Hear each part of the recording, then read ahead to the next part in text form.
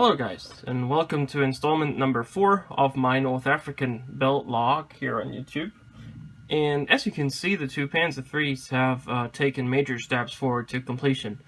Of course, they are not yet done, and I've done quite a lot of steps off camera, or that I haven't talked about before, that I will be showing you guys within this video. For example, painting the tracks, or the method of doing the tracks so they look Africa-like, at least in my estimation, using some weathering products to achieve dusting and dried Africa sand around the running gear. Other methods, like doing the rust streaks. Yeah,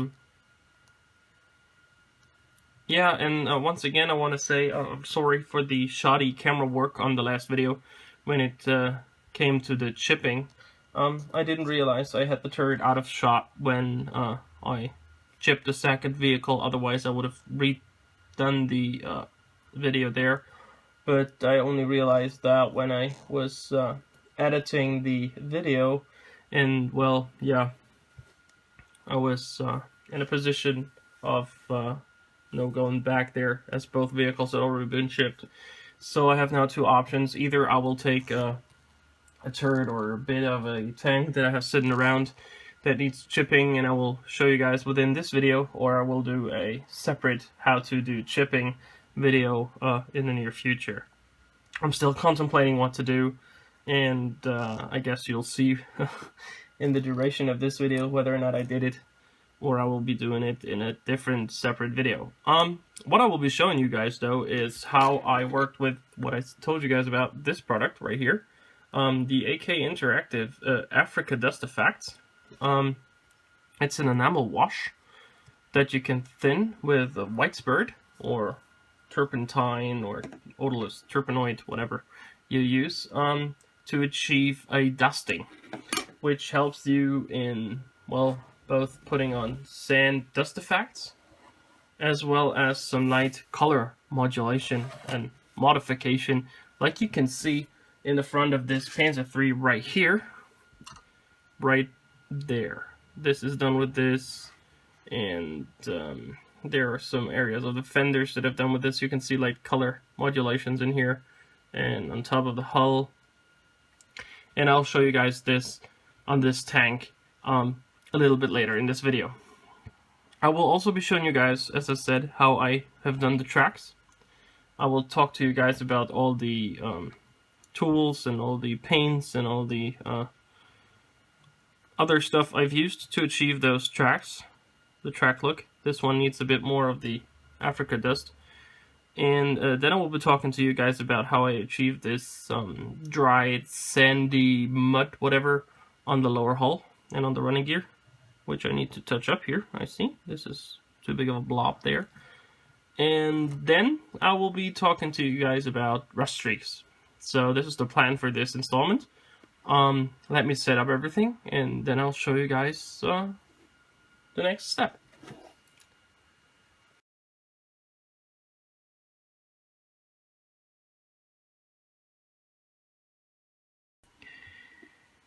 Alright guys, like I promised, I told you I would show you guys the way of using this stuff to achieve Africa core dusting on vehicles, and I've chosen this little fella here to show you guys the effect. But I will be showing you guys the effect on the sides here, on the lower half of the tank. And in order to be able to show you guys, I need something to put underneath here. As you can see, I've already created some dried, muddy mess. It's not mud, as it's Africa, but it's sand that gets stuck to the lower hull behind the running gear. And as you can see, it isn't really blended with the color of the hull. And to create a more smooth or a smoother blend, I will now use this stuff to blend it together. And we just use this unthinned right now, and apply it to the areas atop our mud. Remember, it's unthinned right now. We will change this in a second when we add a bit of white spirit to the stuff that we already added to the hull. I know that the light is not really good for this for you to see, but I hope you guys still can see what I'm doing and how I'm doing this. You want to stipple this on. You don't want to really brush it on, because you don't want to have like a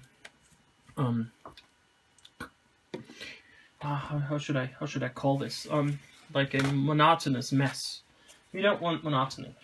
We modelers always strive for a nice level of color variation in order to make everything look a bit more realistic. Then we use aka white spirit here to thin down, or to dip our brush in. We don't want to flood it, just a little bit. And then we go over the areas that we just put the stuff on, and we just move it, creating a blending effect. And gradually taking away a bit of the contrast between the hull color, like the Africa yellow, and our mud. Trying to blend this in. It's still not 100% and it's still wet, but when you look at this and this, you can see the difference.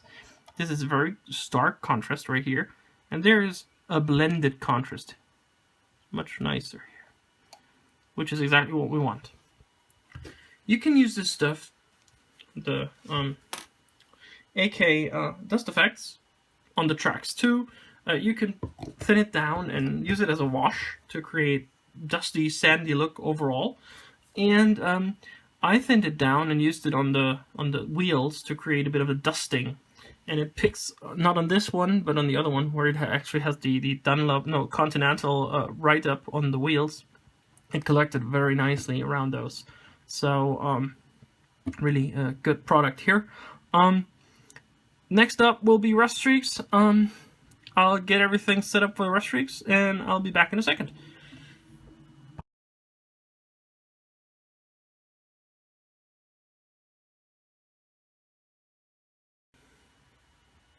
As you guys might know, in modeling there are always multiple ways to achieve one certain effect, and they vary in grade or in level of difficulty in creating them, and in just overall usage.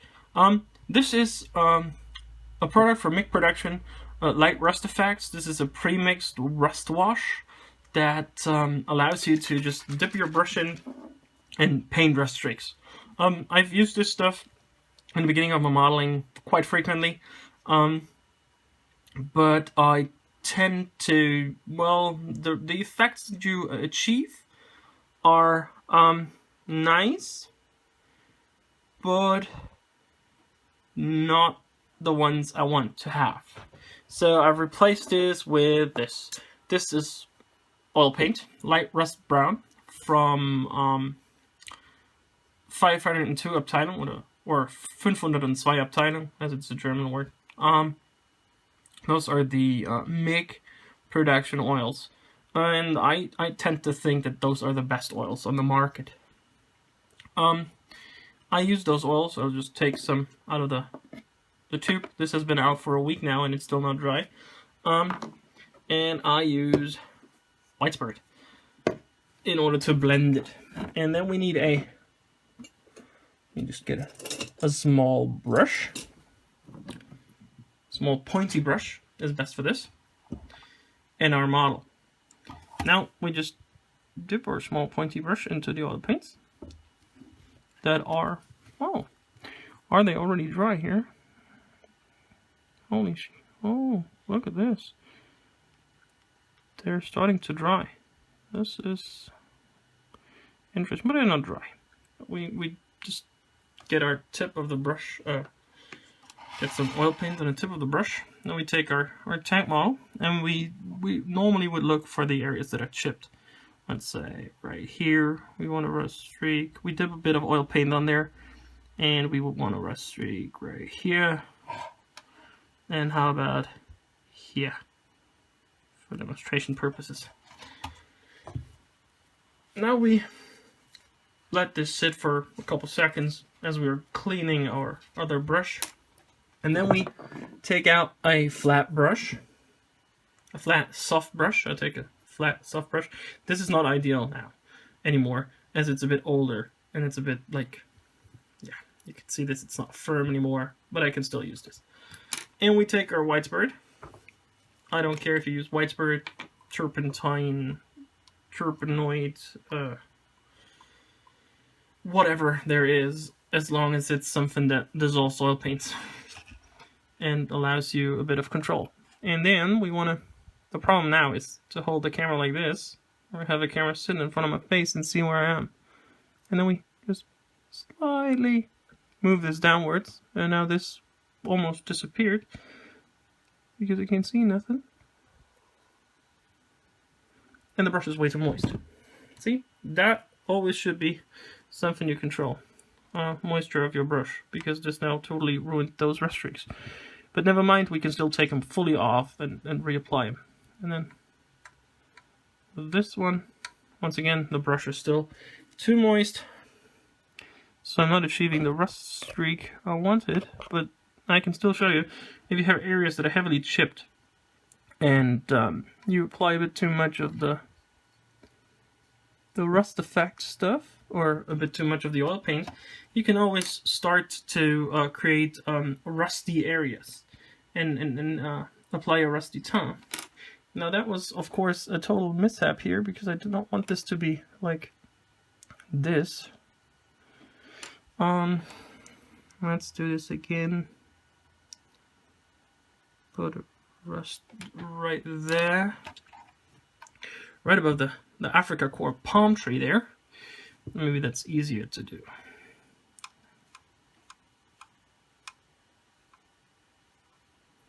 It's not so moist. Sorry guys, brush is still too moist, but this time I kind of like the results because they're subtle. As you can see, we have now blended the rust paint with the surrounding areas.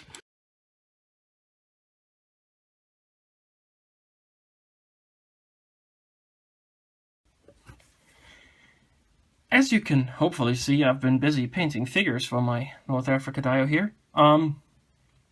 8 of the 15 are now done. Or more or less done. Some of them, as I just found out, when you look at this arm right here, it's still a bit like glossy there. It might be sweat, but I will probably take it off with a bit more matte coat. And I have to say I'm quite happy with the way they turn out. I've been using the same material for adding shadows that I've been using for a couple of months now. It's the Mako color shade from Mako Production number 2, medium, thinned with a bit of Whitesbird to make it a bit less stark and the contrast a bit softer. But I started thinning it down only after having done 2 figures already, which are now a bit stark, I have to say. The base colors for uniforms and pants are those 2, both by Vallejo. One would be the Highlight Africa Tank Crew, Vallejo Panzer Aces 340, and the other one would be Khaki Vallejo model color 7988. For boots and holsters and stuff like that, I used chocolate brown 70 AT72, my model color. For the flash, I used beige red 70 804. And for the shorts, on some of them, I used Panzer Aces 336 Africa Core Tank Crew.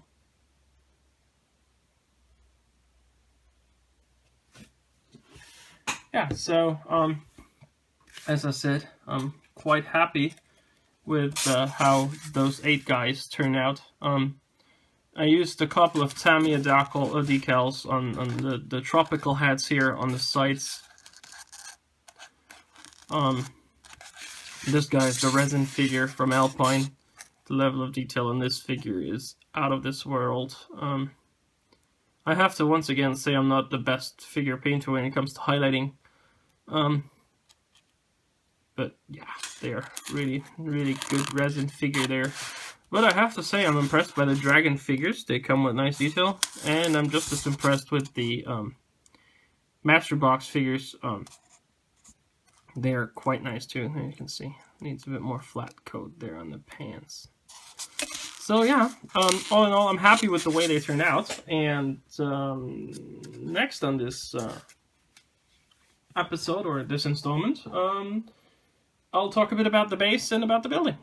So, back in a minute.